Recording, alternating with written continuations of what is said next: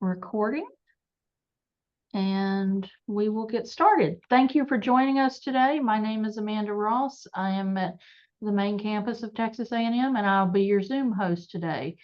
Our presenter will get started shortly, and this is a reminder to keep yourself muted throughout the presentation unless the presenter indicates otherwise. If you have a question, please use the raise hand feature, which is located in the reactions icon, or type your question into the chat box. We will do a Q&A after the presentation. Please be aware that this presentation is being recorded and will be available for viewing after the conference. Live transcriptioning has been enabled, and you can turn it off or on using the live transcription feature. You can change the view by clicking on the view button in the upper right-hand corner of your screen, and we recommend that you use the speaker view. At the close of the presentation, I will be putting an assessment survey in the chat box, and please fill out the survey for each session that you attend. And now I will turn it over to Margaret. Hi, I'm Margaret Dawson. I'm from Texas A&M University, Central Texas in Killeen. So we're right in the middle of the state. And I have been here 11 years now. So I'm going to talk about connection and embedded librarians. I've been embedded here at A&M and also at my former position at Lone Star College in Houston. So I'll get started.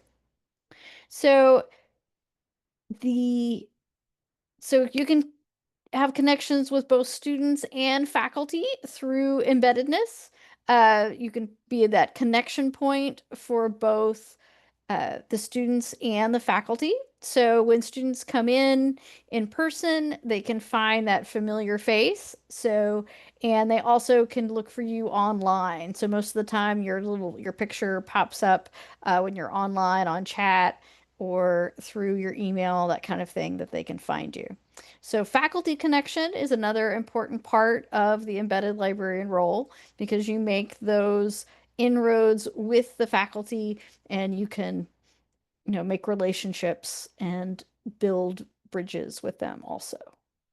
So loneliness is a real problem in the United States and across the world, actually. So almost half of the US adults reported experience loneliness even before the pandemic. And of course, that got worse afterwards. So in May of 2023, the Surgeon General released the advisory on the epidemic of loneliness and isolation. So there are significant physical health risks, heart disease, stroke, dementia, and it risks the premature death by more than 60%. So there are 6 pillars of social connection.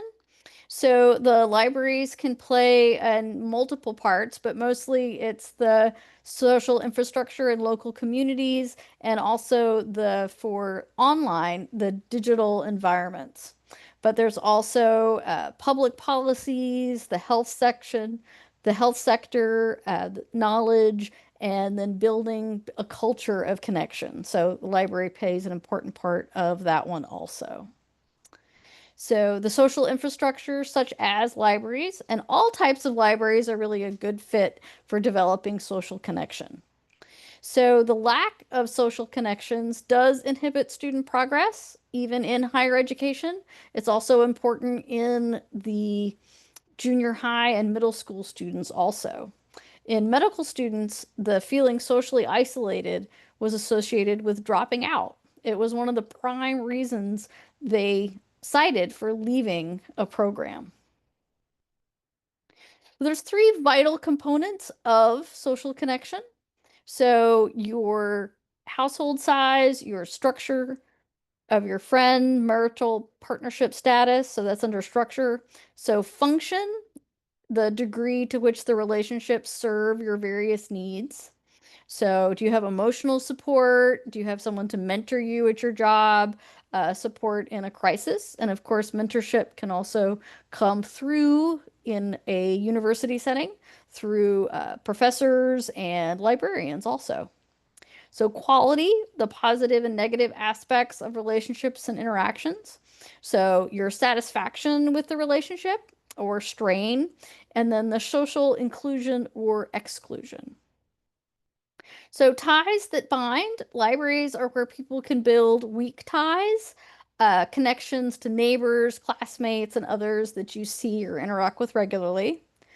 These are not as strong as those with close friends or family, but they do help foster a feeling of belonging. So, and of course, those ties could be strengthened to form stronger ties as many as you go through class. That's how often you get to be friends with those in your undergrad and graduate classes.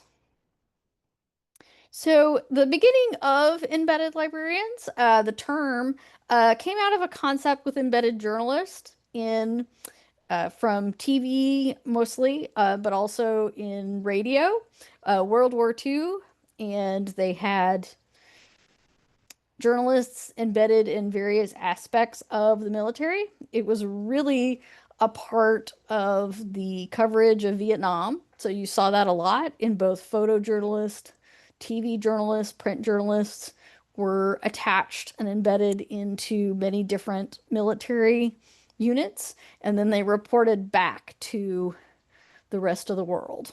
And so that caught on in various other professions, including librarians. And so there it's physical and their metaphorical location can divide them as embedded. I know it's been around at least for 25 years, if not more. I was an embedded librarian in my at Lone Star College, and that was around 25 years ago. So that was a community college that required embeddedness in their classes. So, like I said, it's been around for quite a while. So, just a quick poll to pop in the chat if you've been a embedded librarian on your campus or are you currently serving? So, if you can answer that in chat, we'll see how many people have been doing it themselves.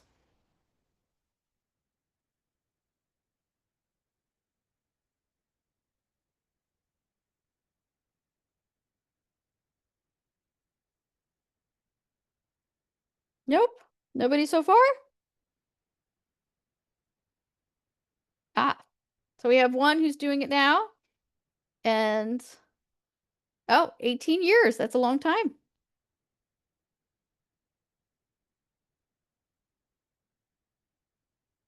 Okay, so we have a mixed group of yeses and nos.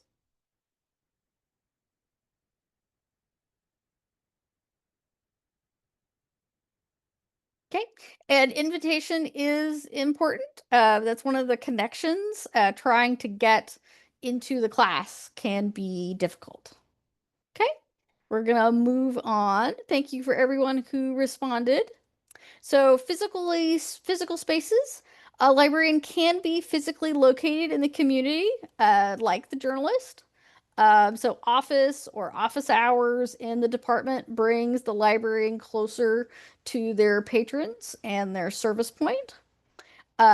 One from Kentucky, Murray State University in Kentucky, who is now physically located in her department, which is the College of Business, found that the professors came in and chatted with her and developed relationships that way.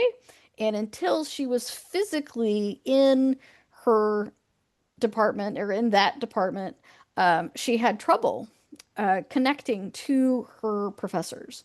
So she found that they, talked about their lives and their general things with their classes and their scholarship, and that really helped her build those connections by being physically there.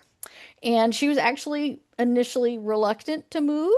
She didn't want to leave the library and her library office and her coworkers in the library, but she overall thought it was a really good thing once she saw the benefits of it.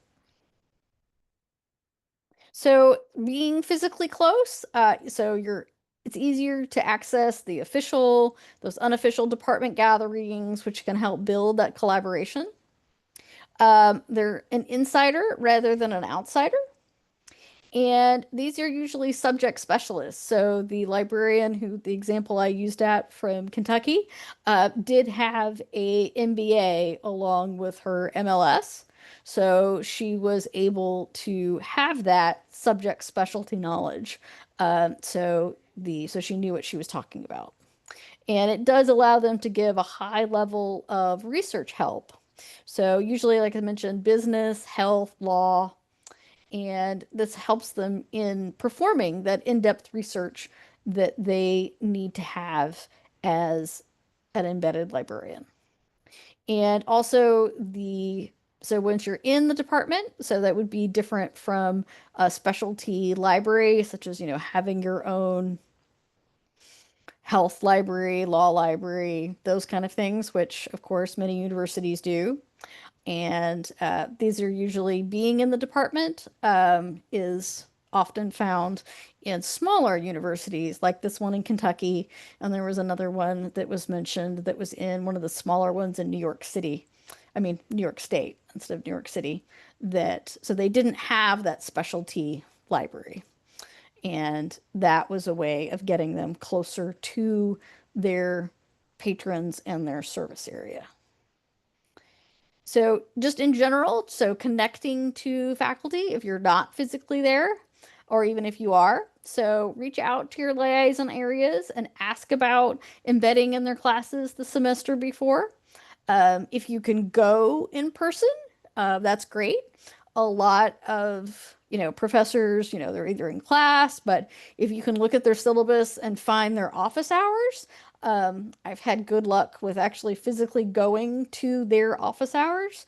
And of course, if they don't have any students, and reaching out to them that way. So we've given department-wise in the past, we've given them like chocolate. We tried popcorn one time. So just kind of, introducing yourself if they're not familiar with you, and, giving them something always helps. And who doesn't like, well, not everyone, but most people do like some kind of, food or gift. So that helps break the ice if you don't know them, or even if you do. So you can offer to help with research for the class itself. You can find them articles, videos, the specific databases, um, create tutorials and subject guides specifically for the class itself.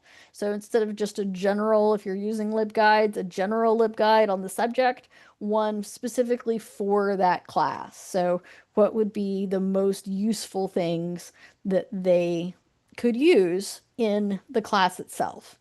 So for employment law, for example, when I did that one, they had a lot of very specific World Bank, things like that, resources that it was nice to put them all in one place. So the students didn't have to go in many different spots to find it. And that was one thing I did as an embedded librarian.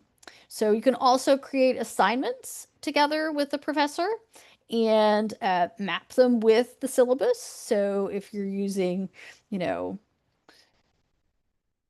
if they're doing a paper research, things like that, then you can tie the library assignments into the actual class and the actual syllabus. So embedded librarians go beyond the one-shot model, even though that could be part of their service, certainly. And when you collaborate with the faculty, it really determines the involvement of the course. So some are very involved, or you are very involved as an embedded librarian. In others, they just have your name and know your face, and they can come, ask for help if they need it. So it can vary widely as to the amount of effort that is needed as an embedded librarian. So one of the most common ones are the one-on-one meetings, at least at our campus. So we've had embeddedness with the social work department in the past, where all of their students in a particular class did a semester-long research project. And when I was doing the instruction, I did multiple instruction sessions with the class, and then the embedded librarian met with all the students multiple times during the semester. So when they increased that particular class to have more than one section, so we started having all of the librarians meet with the students because it was really too much for one person. So he couldn't uh, meet with that many students in the time needed. So it allowed the students to have more than one connection and more than one person to come look for. And in that case, our main librarian, who's also the head of reference, so he developed what he called a Pathfinder LibGuide that had all the parts that he wanted covered and all the things that were important for that particular assignment and that semester long research. And then we, as the other librarians, followed his model and his suggestions. Some students, when they came back multiple times, would go to the same librarian each time. Others, due to scheduling, or they just wanted to try someone new. Sometimes students would have multiple librarians that they met with throughout the semester. And some of those got very attached to certain librarians, which is one of the downsides of the embeddedness, that they get so attached that they only want to talk to that person and will come back only when that particular person is available, if it's in person, or, email them, or, in other ways wanting to connect with them virtually. So we have tried to steer students who are that attached to other people, and usually it's been pretty successful. But there's always one or two that were very determined that they could only have their librarian, and that was the only one that they could talk to. So again, so you can connect with the students through both in-person and online methods. So one thing to do is a video, even though I really hate to see myself on video or on camera. It does do that connecting a name with a face, and you can tell them about yourself when you're available in person. If you have in-person hours like I do. So I'm on the desk 3 days a week on average. So that's one thing that I include in the video that introduces me. So they know when they can come see me in person. And I also have chat hours, so they can also reach out to me through the library chat, and of course through email or through an online meeting. We use Teams, so they can do that also. So I usually follow that up with an email with the same information because some students don't like to watch a whole video. And then through the learning management system, we use Canvas. We've used Blackboard in the past. They're pretty similar. So there's a discussion board that's dedicated to the embedded librarian, and I do postings on, things that the students might need, and then throughout the semester. So it ties to the assignments, and then it's also, extra information that could be useful. And how to get attached to the LMS, we have a system on our campus. I'm sure other campuses do also. And so you just follow, usually the professor has to follow that and get the librarian attached to the LMS system. Some articles that I read, people talked about how easy it was to put themselves, either they could put themselves in or the professor could put them in without talking to anyone. I thought that was great. And so if that was the case, then that would make it very easy to be in the learning management system. So we also have a Canvas page that just talks about the library, and I have a link to that also. So it just gives general library information such as hours and that kind of stuff that they can refer back to. So the chat service, I also talk about that in the video and the email, that it's staffed by our librarians when we're open and other librarians from outside our library when we're not. So that it is 24/7, but you're not going to get one of us 24 hours, 7 days a week, which has been a little difficult for some of them to grasp as an embedded student because they think we're always available. And they'll ask the chat service questions that the person, in Hawaii or whoever they might be from SpringShare doesn't know the answer to. And so they just have to wait until the next day when you can see it to answer it. So office hours is another way to connect with the students that you're embedded with. So you can have in-person and online office hours. Just like with professors, using it can be difficult to get buy-in with. So there's incentives that you can offer. So of course, if they come in person, you can give them something in person. Snacks are always good. Library swag, if you have, we have various small and large things we can give away. Usually for something like this, they wouldn't get something big. Like I've never given away a t-shirt because those are for library-wide pushes and advertising. But for the small stuff, I have given them like, pens, little sticky notebooks, stickers, that kind of thing that they can come away with and encourages them to come back. So the online incentives for sometimes like a fun meme or a blog, just something fun and that engages them could help break the ice and see that it's not such a terrible thing to come talk to someone. So one of the nice things about being embedded is you do get to know them individually. So some of that anxiety that students have, the library anxiety, or the professor anxiety where they don't want to engage and talk to you in person is mitigated by that. So again, we're talking about name and face recognition. So, they get connected to their librarian. They know who to ask for, and that anxiety is lessened, so they have a friendly face.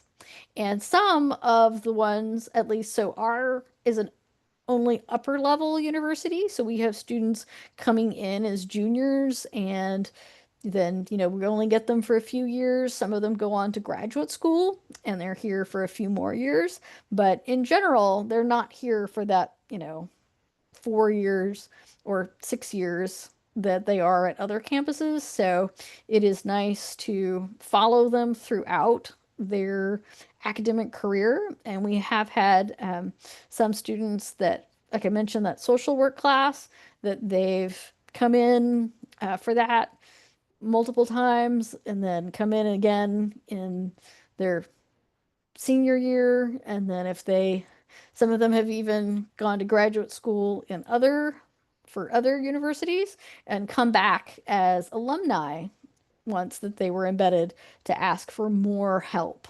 And so we can, as alumni, give them some help because they can use things here on campus, and that's been very useful to them. Things that they can't do is like ILL and things like that, but we can usually find a lot of the things that they're looking for and that they need help with as alumni. So there has been an increase in embedded librarians since the pandemic.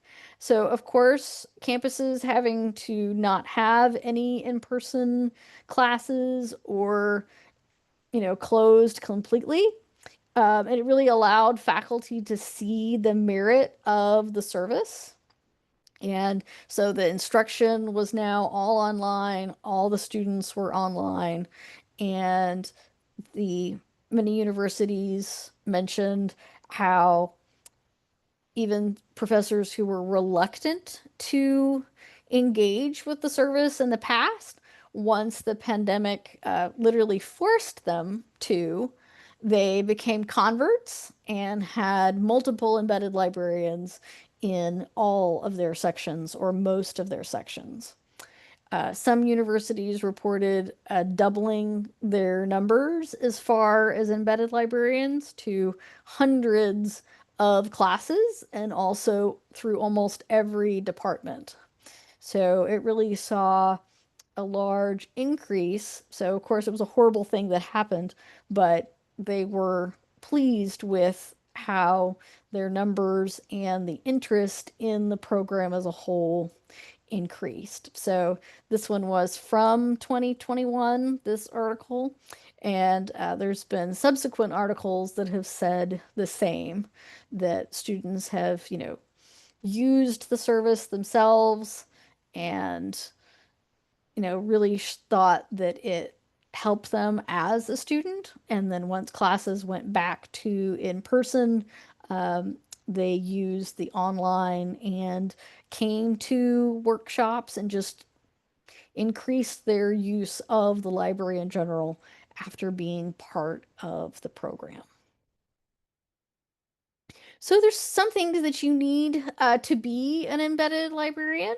You want to be creative, you want to be flexible, committed to service, but of course, it is very easy to get overwhelmed with multiple emails or having to meet with, if you have to meet with 30, 50 students as one person, that can be really overwhelming. So if you can, talk to the professors, usually the ones that have you meet with them, you can discuss how long the students have to complete that assignment. So to give extra time. And as I mentioned with our social work example, it could be possible to have some of your other coworkers take some of those one-on-one appointments. So you're not doing all of them yourself, and to give a wide variety of times that the students can meet with you if it's virtual or in person. So I work nights, not as much weekends. So when I've been embedded, I do give them that night option. So they have that until 9 p.m. They can come meet with me if they need to. And then I try to make some Saturday and Sunday options available. Um, so they also have that option. So I try to be very clear on when, they can come and when they can ask for help. You can also discuss with the professor what time the assignments are due. So often it is midnight on Sunday. I can tell you from personal experience that if you have an assignment due at midnight on Sunday that's library related, that part of the assignment is they need to talk to the librarian. At 11 o'clock, you'll often get students asking to meet with you because it's due at midnight. So you also want to have like good boundaries if that's, not something you're going to be open to do, and be very clear when you can and can't do it.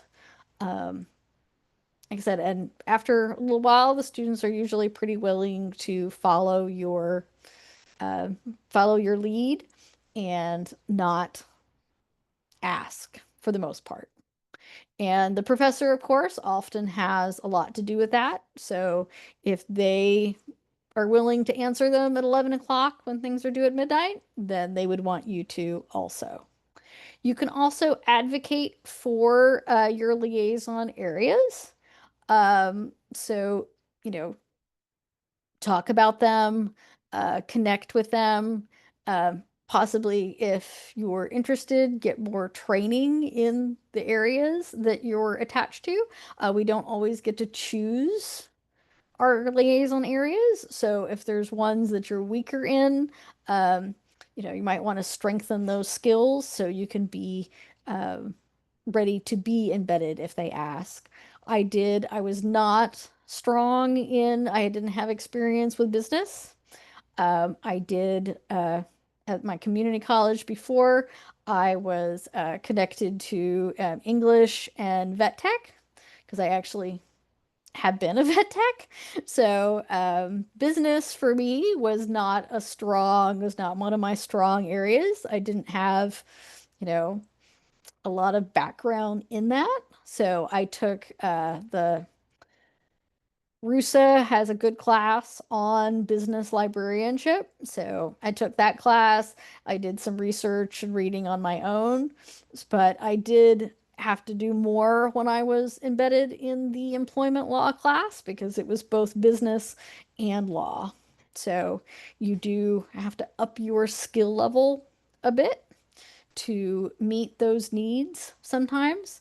I'm more comfortable in, of course, the areas that I already have a background in, like literature. I love it when the English classes ask me to do things because, that's what I did. That's what I got a degree in. So I, love to hear about if they're doing their thesis, because we have a master's degree in English. So when I can be embedded in those master's degree level classes, I just love, their thesis, how they're writing it, all of those things, and help them with furthering their research in their thesis areas and discussing it with them. So I've done a bit of that, and I really enjoyed it. The library is also the thesis office, so I don't do it. I used to in the past.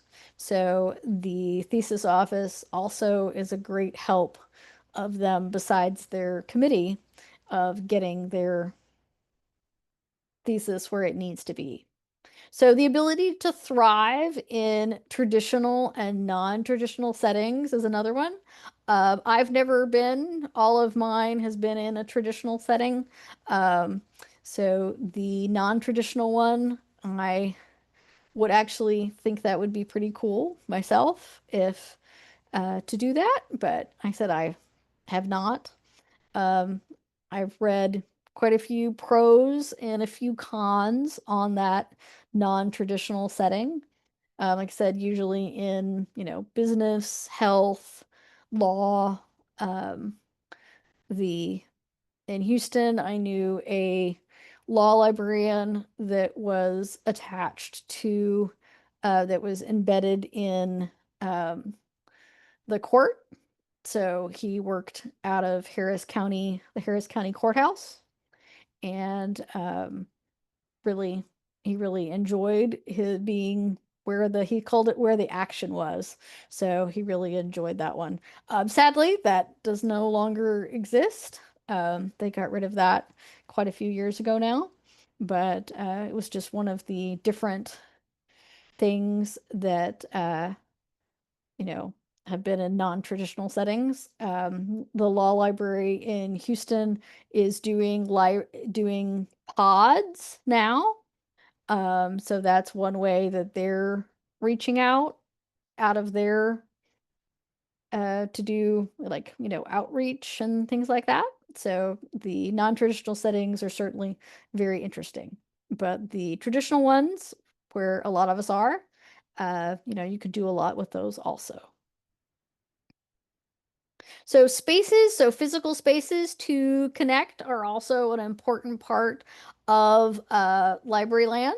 And so if you do have those in-person connections, or sometimes I've had groups of the embedded students come to the library and they need a place to meet.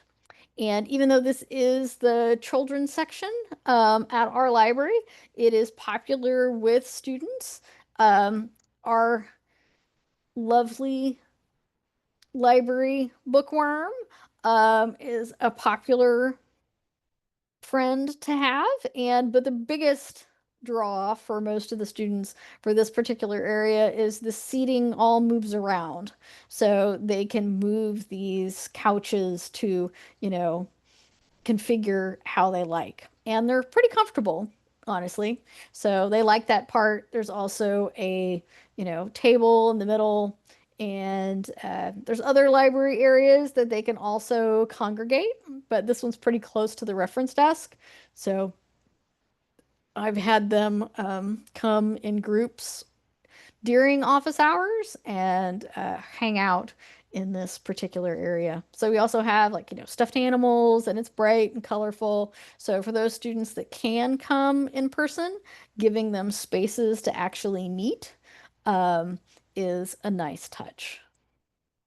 So in general, in conclusion, so making those connections can combat loneliness in both students and faculty, because it's not only students that can be lonely and need that connection, but faculty too. Some of them can be, you know, looking for connecting with their colleagues, with, you know, their librarians, and you can really strengthen those bonds between the faculty and with the students. And it can also get you out throughout campus. So not just, you know, in the library. So you'll can go to, you know, department meetings and things like that. And so shows how the library can be, and librarians can really be the heart of the campus. And it's, you know, one way we can get into those other departments. And communication is always the key. So talk to both the students and the faculty. And sometimes, like I said, it's hard to get in and be invited in. But like I said, email them, drop by in person if you know where their offices during their office hours. It can be, you know, department meetings. If you have avenues such as Faculty Senate, going to Faculty Senate meetings and talking to them that way. So just all the different ways you can, you know, get your word out and see if you're available. And so they'll know that. Deans and chairs, if there's a deans and chairs meeting that you can speak at, or have your library dean speak for the library and say how that you are, you know, interested and available. So sometimes professors, at least I've been told, they didn't know we were available, and so they didn't ask. So we do have a LibGuide that talks about embedded librarians and what they can do and those steps that they need to take to put in the LMS and put in the request. So have that as part of your faculty information. So if there's a new faculty orientation, we've had those in the past, and they're trying to revive them in some departments. So that's one way to get in. So you get in at the beginning. If you have a handbook, a faculty handbook that has services, some of them do, some of them don't. So that could be included in the services of the librarian handbook portion of the faculty handbook portion that talks about your services. And so basically, if you're interested, just, you know, don't give up and keep trying. And you'll really, once you try it, most people, most librarians at least that I know, have really enjoyed it and enjoy that close connection between the students and the faculty. And so that's all that I've got. Does anybody have any questions?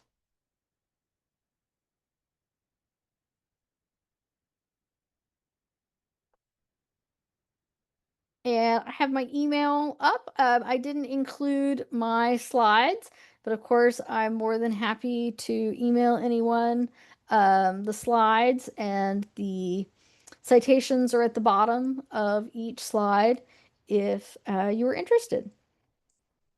Thank you, Margaret. If anybody has any questions, feel free to either put them in chat or raise your hand and unmute yourself. And while we're waiting for questions, I will put the link to the survey in the chat. If you'll please fill that out for every presentation that you attend. It helps in coming up with topics that people are interested in for future conferences.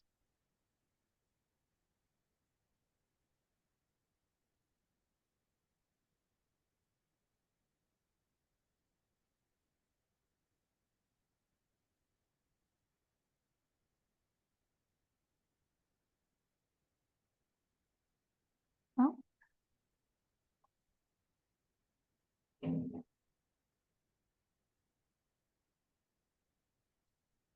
I'm not seeing any questions. But again, this was very interesting, especially to me, who has not been an embedded librarian. But it's good to know in case I have another position like I have had in the past, where every librarian had to be a subject librarian for somebody. But thank you. And I guess with that, do you have any other parting thoughts, Margaret?